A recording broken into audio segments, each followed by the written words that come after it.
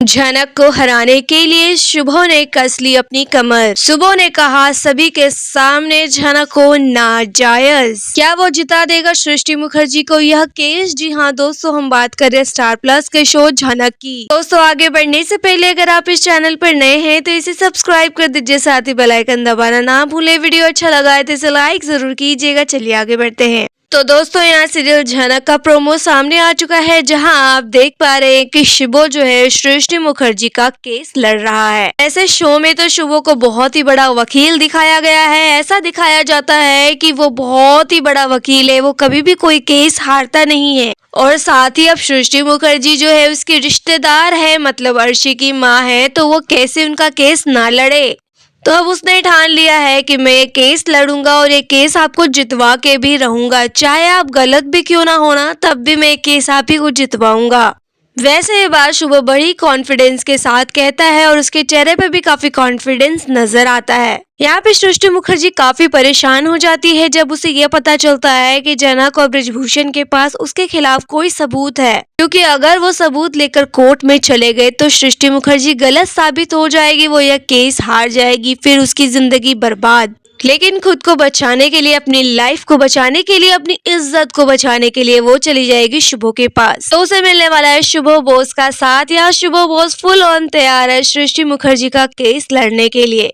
यहाँ शुभो कहता हुआ नजर आ रहा है कि जो उर्वशी थी, यानी जिसे झनक अपनी माँ कहती है, वो तो वैसी कैरेक्टरलेस औरत थी, क्योंकि उस टाइम जो है सृष्टि मुखर्जी काफी नाम कमा चुकी थी, वो उनको रोल मॉडल मानने लग गई थी। उसे ऐसा लग रहा था कि जो जो सृष्टि मुखर्जी करेगी ना, मैं भी वही करूंगी, तो मेरा भी नाम होगा, मेरा भी इज्जत होगा। लेकिन नाम और इज्जत कमाने के लिए वो गलत राह पे चल पड़ी और नाजायज बच्चे को जन्म दिया। ये जो झनक आपके सामने बैठी हुई है नाजायज है। जब यहाँ पे झनक की माँ के बारे में इतना सब कुछ गलत कहा जाता है तो झनक को काफी गुस्सा आता है। वो वहाँ बिना परमिशन के ही खड़ी हो जाती है और अपनी माँ के लिए बोलने लग जाती है कि आपकी हिम्मत कैसी हुई मेरी माँ के बारे में इतना गंदा बोलने की। मैं कोई नाजायज औलाद नहीं हूँ, मेरे पिता है ब्रिजभूषण, और ये जो औरत, घटिया औरत बैठी हुई है, इसी ने मुझे जन्म दिया है। ये मेरी असली माँ है, मतलब जन्म देने वाली माँ। हाँ, मुझे पालने पोसने वाली माँ उर्वशी रहना है और उसे को ही मैं अपनी माँ मानती हूँ। मैं बस इस औरत को सजा दिलाना चाहती हूँ और मेरे पास भी इनके खिलाफ कई सबूत हैं। दोस्तों आप देखने वाले हैं शुभो जब झनक को नाजायज कहता है तो वो कहता है कि मेरे पास सबूत भी है इसके खिलाफ। तो आखिर ऐसा कौन सा सबूत है सृष्टि मुखर्जी के पास जो उसने शुभो को दे दिया और जिससे यह साबित हो जाए कि झनक नाजायज है? झनक तो नाजायज है ही नहीं, तो क्या इन्होंने गलत सबूत बनाया है, मतलब झूठा सबूत तैयार किया है, या अगर कोई सबूत है भी तो उसके साथ छेड़खानी की है? क्योंकि शुभो बहुत ही चालाक इंसान है, वो भी ये बात अच्छे से समझ गया है कि झनक और ब्रिजभूषण का केस काफी ज्यादा स्ट्रॉन्ग है। अगर उनके पास सबूत हुआ ना तो 100% वही केस जीतने वाले हैं। लेकिन मैं लड़ रहा हूँ सृष्टि मुखर्जी का केस। सृष्टि मुखर्जी भी कोई साधारण इंसान नहीं है, उनका भी काफी नाम, इज्जत, शोहरत है। अब मैं इनका केस लड़ रहा हूँ, मेरा भी काफी नाम है, मैं भी बहुत हाई प्रोफाइल वकील हूँ। अगर मैं यह केस हार जाता हूँ तो मेरी भी इज्जत की धज्जियां उड़ जाएंगी। तो कुछ भी हो जाए, साम दाम दंड भेद ही क्यों ना अपनाना पड़े, झनक को ये केस जीतने ही नहीं देंगे। कुछ ना कुछ तो हम ऐसा जरूर करेंगे कि ये लोग केस हार जाए। तो सृष्टि मुखर्जी के साथ मिलकर शुभो ने क्या छेड़खानी कर ली है सबूत के साथ। और साथ ही दोस्तों यहाँ पे कोर्ट रूम में भी झनक की काफी ज्यादा बेइज्जती होने वाली है। शुभो भी कई लांछन लगाएगा झनक के ऊपर भी। इवन यहाँ तक झनक और अनिरुद्ध के रिश्ते के ऊपर भी ये लोग बोलेंगे कि मेरे बेटे की शादी हो चुकी है, उसकी वाइफ है, लेकिन फिर भी इन दोनों के बीच में आती है। इसकी माँ जैसे कैरेक्टरलेस थी, ये भी वैसी ही लड़की है। झनक के बारे में इतना गंदा गंदा जब बोला जाएगा तो अनिरुद्ध यहाँ झनक का साथ देगा, क्योंकि वो जानता है कि उसका बाप बिल्कुल भी कसर नहीं छोड़ने वाला झनक की बेइज्जती करने में। तो वहाँ वो अपने पिता के खिलाफ जाकर झनक का साथ देगा और कोर्ट रूम में बताएगा कि झनक मेरी पत्नी है, वो कोई कैरेक्टरलेस औरत नहीं है, मेरी उससे शादी हो चुकी है। आप लोगों ने हमारी शादी नहीं मानी और हमारा गलत तरीके से तलाक करवा दिया। मैं अभी भी झनक को अपनी पत्नी मानता हूँ और आप प्लीज झनक के बारे में इतना गंदा नहीं बोल सकते।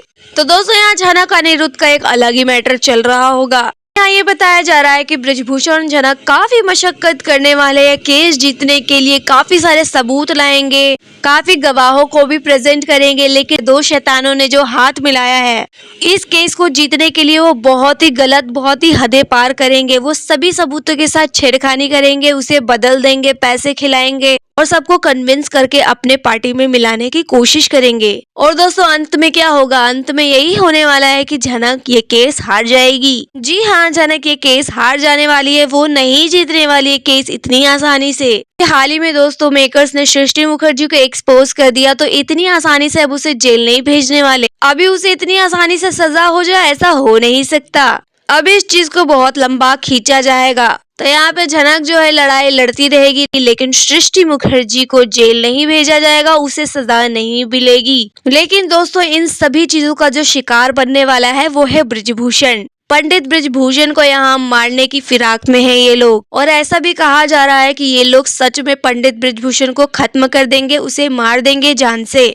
क्योंकि अभी जनक के अंदर बहुत ज्यादा स्ट्रेंथ को दिखाया जा रहा है, वो सबसे लड़ रही है, सबको मुंह तोड़ जवाब भी दे रही है। उसके बदले बदले तेवर और इतने कॉन्फिडेंस अंदाज की वजह से सब लोग हैरान हो जा रहे हैं। तो जनक को यहाँ पे तोड़ने के लिए, उसको कमजोर करने के लिए उसके पिता के ऊपर हमला कर दिया जाएगा। ऐसे भी दोस्तों शो के दौरान कई बार पंडित ब्रजभूषण अपनी मौत की बात कह चुका है। वो बार बार कहता है मैं मर जाऊंगा, मैं मर जाऊंगा। जनक भी नाराज होकर उसे चुप करा देती है और कहती है आप बार बार मरने की बात मत किया कीजिए। दोस्तों जब बार बार उनके डायलॉग में ये दिया जाता है कि मैं मर जाऊंगा, मैं मर जाऊंगा, तो इसका मतलब मेकर सच में उन्हें मारना चाहते हैं, उन्हें खत्म कर देंगे। फिर जनक के साथ यही होगा कि वो कमजोर पड़ जाएगी, अपने पिता की मौत का सदमा बर्दाश्त नहीं कर पाएगी। उसकी माँ तो चली गई उसे छोड़कर, उसे कितने दिनों बाद पिता मिले थे, उनका प्यार मिला था, लेकिन वो भी सृष्टि मुखर्जी उससे छीन लेगी। यहाँ पे जनक जो है अनाथ हो जाए और जनक यहाँ काफी ज्यादा रोने बिलखने वाली है और उसे फिर से जो है कमजोर कर दिया जाएगा, तोड़ दिया जाएगा। यहाँ उसका सहारा बनेगा अनिरुद्ध। फिर से वही चीज रिपीट की जाएगी। जब जनक की माँ मरी थी तो अनिरुद्ध उसका सहारा बना था, अनिरुद्ध ने उससे शादी कर ली थी, उसे अपने घर लेके आ गया था, उसे सहारा दिया था।